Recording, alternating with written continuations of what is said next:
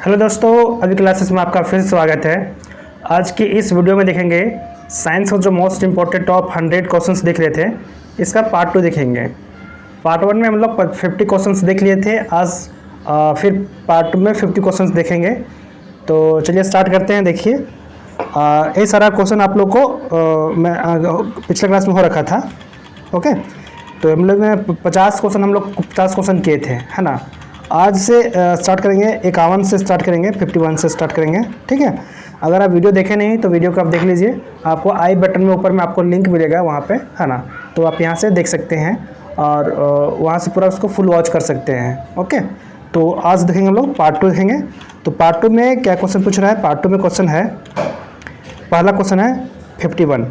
Okay, 51 में question है, यहाँ ध्यान देंगे। पहला क्वेश्चन है रोबोट क्या है। देखिए पहला क्वेश्चन क्या है 51 में, रोबोट क्या है। आपके पास 4 ऑप्शन दिए हुए हैं।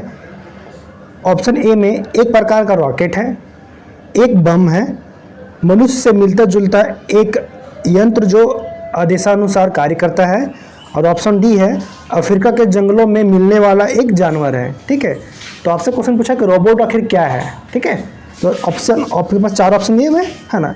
देखिए दोस्तों, रोबोट जो है वो क्या है? वो मनुष्य से मिलता जुलता एक क्या है? एक यंत्र है जो आदेशानुसार कार्य करता है, रोबोट। ठीक है, तो इसका आंसर क्या हो जाएगा? सी हो जाएगा। ओके, इसका आंसर क्या हो जाएगा? सी हो जाएगा। ओके, चलिए नेक्स्ट क्वेश्चन देखते हैं। नेक्स्ट क्वेश्चन देख रहे हैं, तो नेक्स्ट क्वेश्चन क्या बोल रहा है कि 2 समांतर दर्पणों के बीच प्रतिबिंब बनते हैं। जैसे 2 समांतर दर्पण है ना। तो दोनों के बीच में कितने प्रतिबिंब बनेंगे? तो 2, 4, 8 और अनंत। ठीक है, तो कितने प्रतिबिंब बनेंगे? तो जब 2 समांतर अगर हमारे पास दर्पण रहेगा तो प्रतिबिंब कितने बनेंगे? अनंत बनेंगे। ठीक है, तो इसका आंसर क्या हो जाएगा? आपका अनंत हो जाएगा। इसका आंसर आपका डी हो जाएगा, अनंत होगा। ओके, चलिए नेक्स्ट क्वेश्चन देखते हैं। अगला क्वेश्चन बोल रहा है, क्वेश्चन नंबर 53 है। ओके, जब कोई जहाज नदी में, ठीक है, कोई जहाज नदी में से समुद्र में आती है, ठीक है, प्रवेश करती है, तो क्या होता है? कोई जहाज है नदी से समुद्र में प्रवेश करती है तो क्या होता है? ऊपर उठ जाता है, नीचे धंस जाता है, उसके स्तर में कोई बदलाव नहीं आता है, और उपयुक्त सभी। ठीक है, 4 ऑप्शन दिए हुए आपके पास, तो इसका आंसर क्या होगा? ठीक है, देखिए कोई जहाज जब नदी से समुद्र में प्रवेश करती है तो ऊपर की ओर उठ जाती है।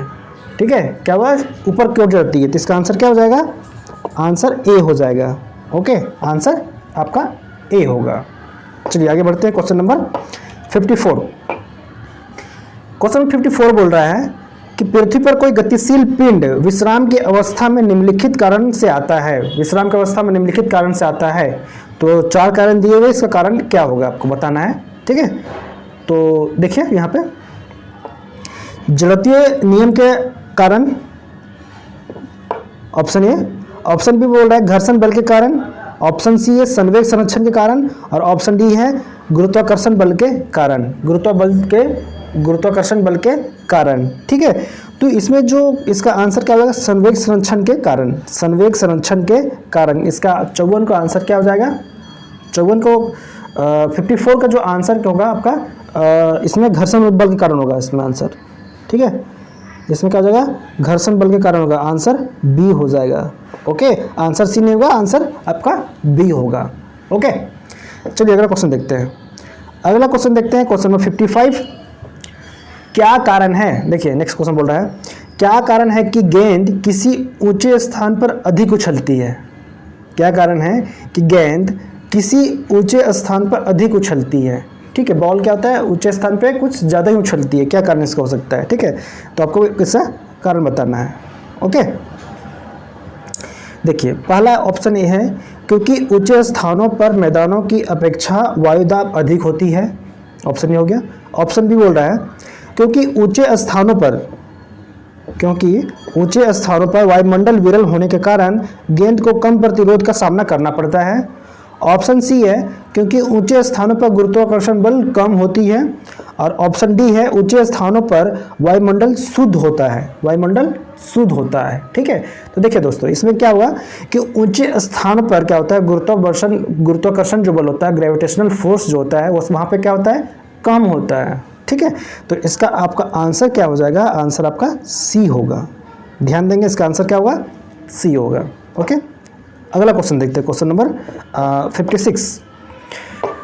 क्वेश्चन नंबर 56 आपसे बात कर रहा है, बोल रहा है कि मात्रा के साथ निम्नलिखित में से कौन सा भौतिक गुण प्रभावित नहीं होता है। ठीक है, आयतन, द्रव्यमान, भार, घनत्व। ठीक है, तो बताना कि कौन सा प्रभावित नहीं होता है। ठीक है, ध्यान देंगे, आपसे पूछा प्रभावित नहीं होता है। ठीक है, नहीं पूछा आपसे। ठीक है, तो इसका आंसर पर क्या हो जाएगा, आंसर घनत्व हो जाएगा। ठीक है, घनत्व क्या होता है, प्रभावित नहीं होता है। ओके, घनत्व जो होता है प्रभावित नहीं होता है। बाकी ये जो तीन आपके हैं, आयतन, द्रव्यमान और भार, ये तीनों क्या होते हैं, प्रभावित होते हैं। ओके, तो घनत्व प्रभावित नहीं होता है। चलिए नेक्स्ट क्वेश्चन देखते हैं। क्वेश्चन 57 बोल रहा है, जब सूर्य की रोशनी किसी प्रिज्म से होकर गुजरती है, ओके, तो बताया कि निम्नलिखित में से किस रंग का बनता है। ठीक है, तो जब प्रिज्म से होकर गुजरती है कैसा कलर बनता है, नीला, लाल, नारंगी और हरा।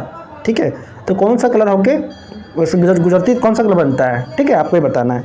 तो इसका आपका आंसर क्या हो जाएगा, आपका आंसर हो जाएगा नीला। आंसर आपका हो जाएगा नीला। 57 का आंसर ए हो जाएगा। ओके, अगला क्वेश्चन बढ़ते हैं, क्वेश्चन नंबर 58। मेक नंबर जो है संबंधित है, किससे संबंधित है, ओके, ध्वनि की गति से, जलयान की गति से, हवाई जहाज की गति से और अंतरिक्ष यान की गति से। मेक नंबर जो है किससे संबंधित है। ओके, तो मेक नंबर जो आपका संबंधित है वो किससे है, आपका हवाई जहाज की गति से है। तो आपका आंसर जो हो जाएगा वो आपका सी होगा। ओके, आगे बढ़ते हैं, क्वेश्चन नंबर 59। जब कोई मनुष्य रोशनी से अंधेरे कमरे में घुसता है, जब रोशनी से अंधेरे कमरे में घुसता है तो उसे कुछ समय तक कुछ दिखाई नहीं देता है। क्योंकि मतलब उसे दिखाई क्यों नहीं देता है। ठीक है, जब रोशनी से अंधेरे कमरे में जब प्रवेश करता है कोई आदमी अचानक सा, तो उसे कुछ देर तक अंधेरे में कुछ दिखाई देता नहीं है। क्यों नहीं दिखाई देता है, ठीक है, तो क्या होता है, आपके पास 4 ऑप्शन दिए हुए हैं। ओके, उसकी आँख की आइरिस सिकुड़ती है, ऑप्शन बी है उसकी आँख की आइरिस फैलती है, ऑप्शन सी है उसके आँख के लेंस और रेटिना की दूरी बढ़ जाती है, और ऑप्शन डी है उसकी आँख की लेंस की लंबाई बढ़ जाती है। ठीक है, तो क्या होता है, इसका करेक्ट आपका आंसर क्या हो जाएगा, उसकी आँख की आइरिस सिकुड़ती है। ठीक है, ठीक है, तो इसका आंसर आपका हो जाएगा ए हो जाएगा, आंसर ए। ओके, चलिए आगे क्वेश्चन बढ़ते हैं, क्वेश्चन नंबर 60। बिजली के हीटरों में नाइक्रोम धातु का तत्व उपयोग लाया जाता है, क्यों लाया जाता है। आपके पास 4 ऑप्शन दिए हुए हैं। इसकी प्रतिरोधकता अधिक होती है, इसकी प्रतिरोधकता अधिक होती है, एक फर्स्ट ऑप्शन।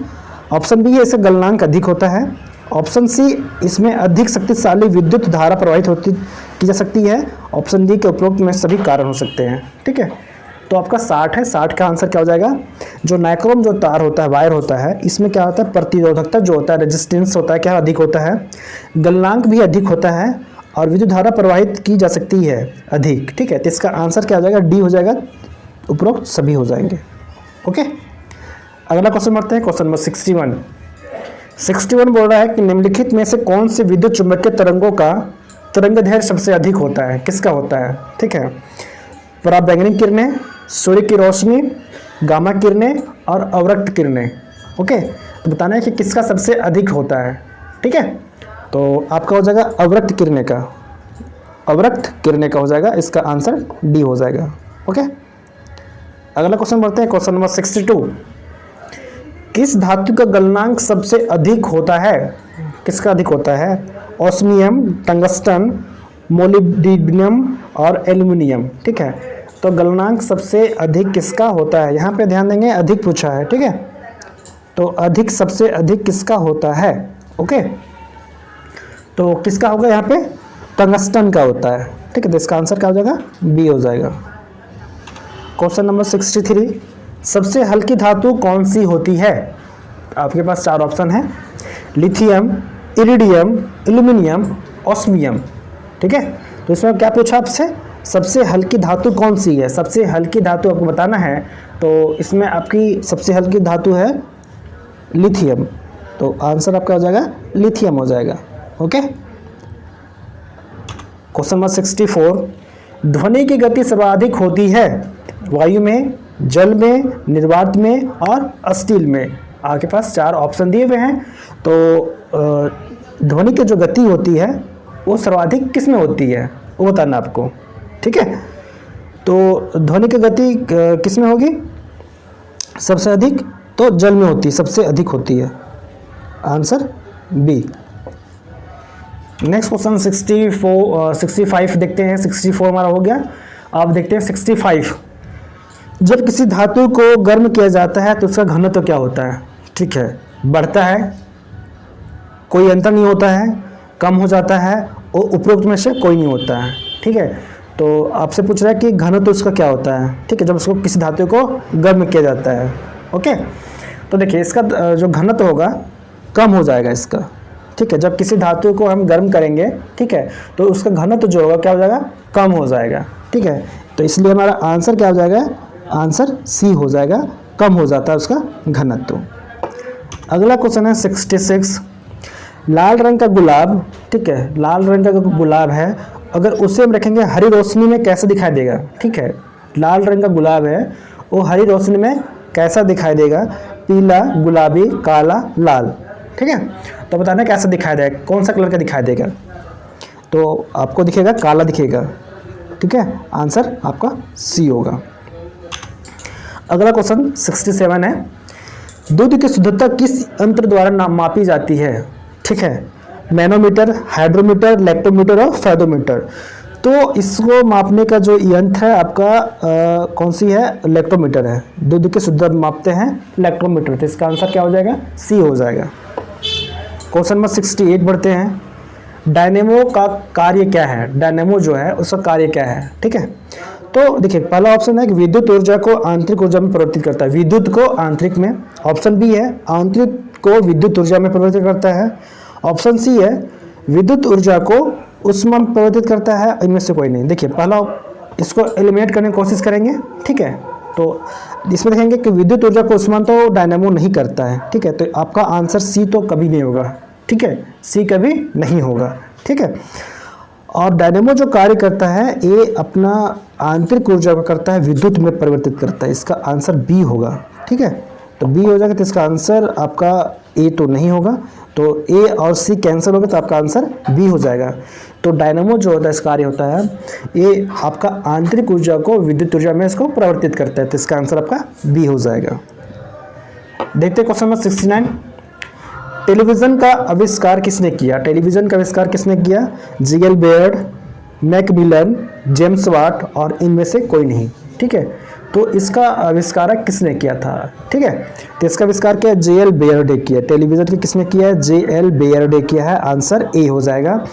अगले क्वेश्चन की ओर बढ़ते हैं हम लोग। क्वेश्चन नंबर 70, हड्डियों और दांतों में जो रासायनिक पदार्थ विद्यमान रहता है उसे क्या कहते हैं? उसे क्या कहते हैं आपको बताना है। हेडर, तो देखिए आपके पास ऑप्शन 4 दिए हुए हैं, calcium chloride, calcium borate, calcium phosphate और कैल्शियम सल्फेट। ठीक है, तो इसका आंसर क्या हो जाएगा? कैल्शियम फॉस्फेट हो जाएगा। हड्डियों में जो होता है कैल्शियम फॉस्फेट होता है, आंसर आपका सी होगा। अगला क्वेश्चन 71 है, लोहे के पाइप जिनसे पानी की सप्लाई की जाती है पर जस्ते की परत इसलिए चढ़ जाती है ना, प्रक्रिया को कहते हैं। ठीक है, देखिए लोहे के पाइप जो होता है जिसमें पानी की सप्लाई की जाती है उस पर क्या होता है? जिंक की परत चढ़ाई जाती है। ठीक है, उस प्रक्रिया को क्या कहते हैं? ठीक है, अनिलीकरण, वल्कनीकरण, यसद लेपन और इनमें से कोई नहीं। ठीक है, तो इसमें आंसर क्या हो जाएगा? यसद लेपन, इसे कहेंगे यसद लेपन। जिंक का जो परत को लगाना क्या कहलाता है? यसद लेपन। तो आपका आंसर क्या हो जाएगा? सी हो जाएगा। तो अगले क्वेश्चन बढ़ते हैं, क्वेश्चन नंबर 72, किस अम्ल का उपयोग निर्जली कारक के रूप में किया जाता है?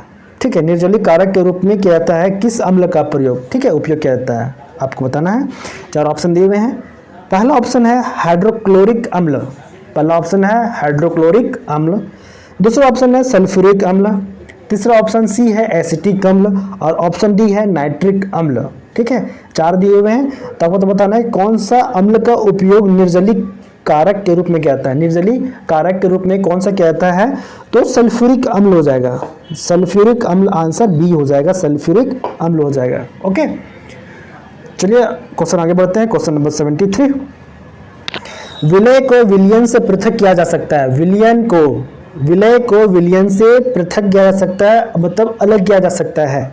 ठीक है, किस प्रोसेस के द्वारा, ठीक है, किस प्रोसेस के द्वारा इसको अलग किया जा सकता है। ठीक है, तो देखिए दोस्तों, आपके पास 4 ऑप्शन दिए हुए हैं, है ना। निस्पंदन द्वारा, फिल्ट्रेशन के द्वारा, वाष्पीकरण के द्वारा, इवेपोरेशन के द्वारा, निस्तारण के कारण द्वारा और अवसादन के द्वारा। ठीक है, तो इसको जो विलय को विलयन से पृथक किया जाएगा, तो इसको अलग करने का जो प्रोसेस है, इसको कर सकते हैं हम लोग वाष्पीकरण के द्वारा। ठीक है, वाष्पीकरण के द्वारा इसको अलग कर सकते हैं, इवेपोरेशन के द्वारा। ठीक है, तो आपका आंसर क्या हो जाएगा, आंसर आपका बी होगा। क्वेश्चन नंबर 34, निम्नलिखित में से कौन सी गैस वायुमंडल में नहीं है। अब बताना है कि वायुमंडल में कौन सी गैस नहीं है। नाइट्रोजन, हीलियम, क्लोरीन और क्रिप्टन। ठीक है, तो इसमें आपका आंसर क्या हो जाएगा, क्लोरीन वायुमंडल में उपस्थित गैस नहीं है, तो आपका आंसर क्या हो जाएगा, क्लोरीन, आंसर सी होगा। अगला क्वेश्चन 75 है, पोटेशियम क्लोराइड को गर्म करने पर, पोटेशियम क्लोराइड को जब हम गर्म करेंगे तो क्या होगा, नाइट्रोजन गैस निकलती है, ऑक्सीजन गैस निकलती है, हाइड्रोजन गैस निकलती है और इनमें से कोई नहीं। ठीक है, जब इसको हम गर्म करेंगे, ठीक है, जब इसको गर्म करेंगे तो ऑक्सीजन गैस निकलेगी। ठीक है, O2 निकलेगी, ऑक्सीजन निकलेगी। ओके, तो इसमें क्या हो जाएगा, ऑक्सीजन गैस निकलती है। इसका आंसर 75 का आंसर क्या हो जाएगा, बी हो जाएगा। ओके, चलिए आगे क्वेश्चन बढ़ते हैं। क्वेश्चन नंबर 76 है, समुद्र के पानी में नमक निकालने के लिए निम्नलिखित में से कौन सी विधि अपनाई जाती है। ऊर्ध्वपातन, वाष्पीकरण, क्रिस्टलीकरण और आसवन। जब इसको निकालेंगे और समुद्र के पानी से नमक निकालने के लिए कौन सा प्रोसेस का उपयोग करेंगे, तो प्रोसेस में उपयोग करेंगे कौन सा, वाष्पीकरण, वाष्पीकरण के द्वारा किया जाएगा, तो इसका आंसर हो जाएगा आपका बी हो जाएगा। क्वेश्चन नंबर 77 है, इसमें बोल रहा है कि किस प्रक्रिया के द्वारा तेल को वेजिटेबल घी में परिवर्तित किया जाता है। ठीक है, हाइड्रोजनीकरण, आसवन, उपचयन और अपचयन। ठीक है, तो इसको कैसे अलग करेंगे, हाइड्रोजनीकरण के द्वारा, आंसर ए होगा। ओके, क्वेश्चन नंबर 78, सिरके की प्रकृति अम्लीय किसके कारण होती है। सिरके की जो प्रकृति कैसा होता है, अम्लीय होता है, वो किसके कारण होता है, साइट्रिक अम्ल, सल्फ्यूरिक अम्ल, हाइड्रोक्लोरिक अम्ल और एसिटिक अम्ल। ठीक है, 4 अम्ल दिए हुए हैं, अब बताना है। ठीक है, तो इसका जो मेन रीज़न है एसिटिक अम्ल के कारण होता है। एसिटिक अम्ल के कारण से क्या होता है, सिरके की प्रकृति क्या होती है, अम्लीय होती है। अगला क्वेश्चन है 79, पॉलीथीन का औद्योगिक उत्पादन किसके बहुलीकरण द्वारा किया जाता है। ओके, 79 का, तो आपके पास आंसर है मीथेन, एसिटिलीन, इथालीन और स्टाइरिन। तो इसका जो पॉलीथीन का जो होता है बहुलीकरण होता है किसके द्वारा होता है, इसका होता है इथाइलिन, इथाइलिन के द्वारा होता है, आंसर आपका सी होगा।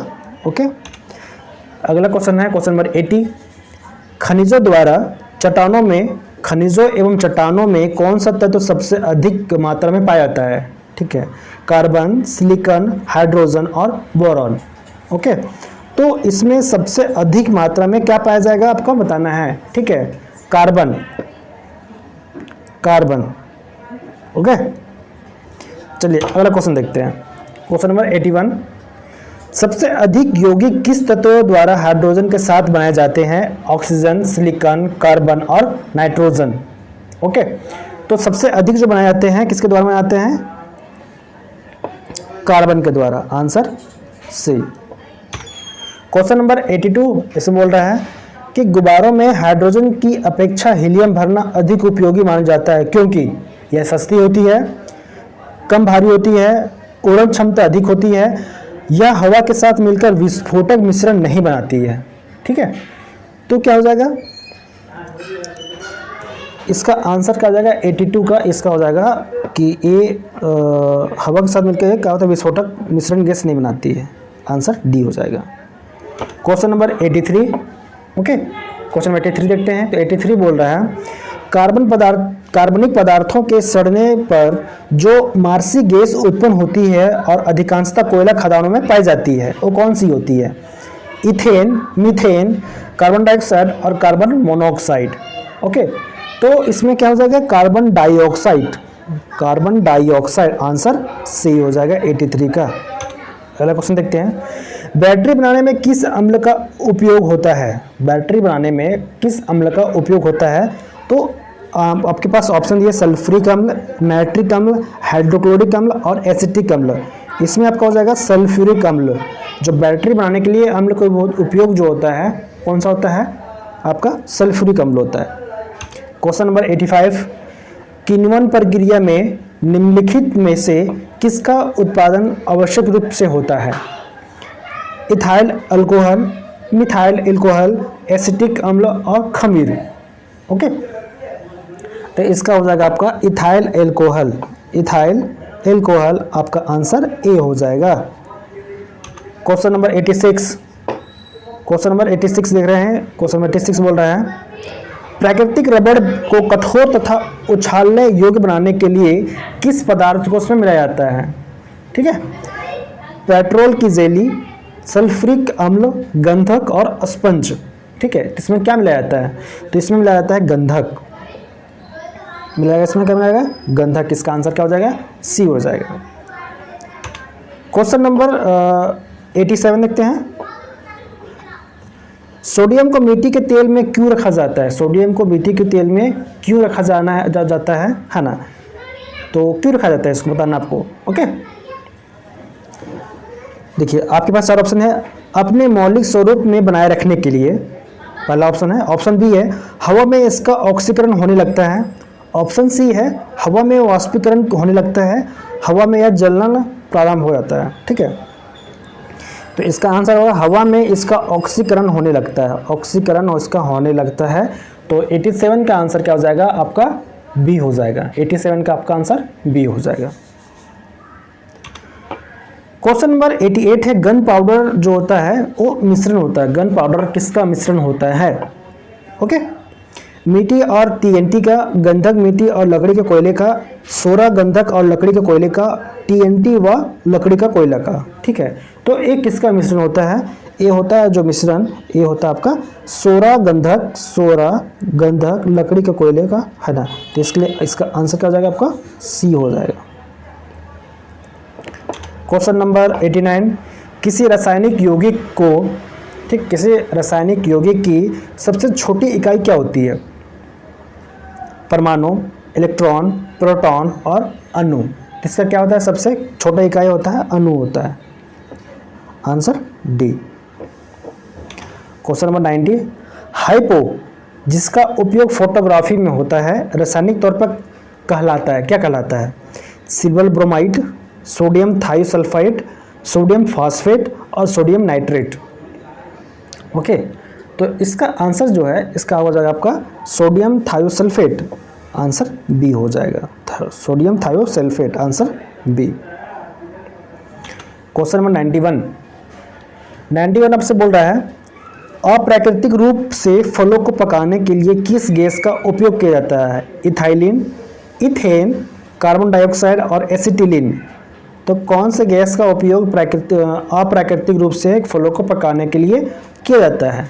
ओके, तो इसका आपका आंसर हो जाएगा इथाइलिन हो जाएगा। इथाइलिन गैस का उपयोग किया जाता है अप्राकृतिक रूप से फलों को पकाने के लिए। Question number 92। तत्काल शक्ति के लिए खिलाड़ी किसका उपयोग करते हैं? ठीक है, सुक्रोज, विटामिन सी, नमक, दूध। ओके, तो किसका उपयोग करते हैं? सुक्रोज। आंसर आपका ए। नेक्स्ट क्वेश्चन है क्वेश्चन नंबर 93। निम्नलिखित में सबसे अधिक कोमल कौन सी है? फिटकरी, हीरा, टेरिलियम, पुखराज। तो सबसे इसमें कोमल सबसे अधिक कौन सी है? ओके, तो सबसे कोमल आपका कौन आएगा? हीरा। हीरा सबसे कोमल होता है। इसका आंसर बी हो जाएगा। क्वेश्चन नंबर 94, कण द्वारा चले मार्ग की प्रकृति निर्धारित होती है त्वरण से, वेग से, विस्थापन से, उपरोक्त में से किसी नहीं, कोई भी नहीं। ठीक है, तो इसमें आपका 94 है, तो 94 का क्या हो जाएगा आंसर, डी हो जाएगा, इसमें उपरोक्त में से कोई नहीं। क्वेश्चन नंबर 95, निम्नलिखित में से कौन सा असंरक्षित बल है? असंरक्षित बल है गुरुत्वाकर्षण बल, शून्यता का बल, अंतर परमाणुीय बल और स्थिर विद्युत बल। ओके, तो इसमें आपका आंसर क्या हो जाएगा, इसमें श्यानता का बल, श्यानता का बल इसका आपका आंसर हो जाएगा, तो आंसर इसका बी हो जाएगा। क्वेश्चन नंबर 96, एटम बम की खोज किसने की थी? एटम बम जो है उसकी खोज किसने की थी? ऑटो हॉर्न ने, अल्बर्ट आइंस्टाइन ने, केपलर ने और रदरफोर्ड ने। तो एटम बम की आविष्कार किसने की थी? तो आपका हो जाएगा ऑटो हॉर्न ने, ऑटो हॉर्न ने की थी, इसका आंसर ए हो जाएगा। क्वेश्चन 97, वायुमंडलीय दाब नापने वाला यंत्र है बैरोमीटर, पेरिस्कोप, हाइड्रोमीटर और थर्मामीटर। ठीक है, तो इसका आंसर क्या हो जाएगा, इसका आंसर हो जाएगा बैरोमीटर, वायुमंडलीय दाब को मापता है बैरोमीटर, आंसर आपका ए हो जाएगा। अगला क्वेश्चन है क्वेश्चन नंबर 98, टेलीविजन का आविष्कार किसने किया था? टेलीविजन का आविष्कार किसने किया था? ओके, तो जे.एल. बेयर ने। एक क्वेश्चन रिपीट हो गया है, पहले भी करवा चुके हैं इसको, तो जे.एल. बेयर ने कर रखा था। ओके, अगला क्वेश्चन है 99, दूध की शुद्धता किस यंत्र से मापी जाती है? तो लैक्टोमीटर से। ए भी क्वेश्चन रिपीटेड है, ए भी क्वेश्चन हो रखा है लैक्टोमीटर से, इसका आंसर ए हो जाएगा। और नेक्स्ट क्वेश्चन है, लास्ट क्वेश्चन है आपका क्वेश्चन नंबर 100, इंसुलिन का आविष्कार किसके द्वारा किया गया है? इंसुलिन के द्वारा, इंसुलिन का जो आविष्कार जो है किसके द्वारा किया गया है? ठीक है, एक आविष्कार बेंटिंग के द्वारा किया गया है। एक क्वेश्चन जब पार्ट 1 किए थे हम लोग 50 क्वेश्चंस, उसमें भी क्वेश्चन ये था कि इंसुलिन की खोज किसने की थी? किसने की थी? बेंटिंग ने की थी। ठीक है, तो हम लोग आज 50 क्वेश्चन कर लिए। तो दोस्तों आज के बस इतने करते हैं, फिर हम लोग मिलते हैं नेक्स्ट क्लास में। तो अगर वीडियो अच्छी लगती है वीडियो को लाइक कीजिए और चैनल को फर्स्ट टाइम विजिट किए हैं चैनल को सब्सक्राइब कर लीजिए। थैंक यू, फिर मिलते हैं हम लोग नेक्स्ट क्लास में।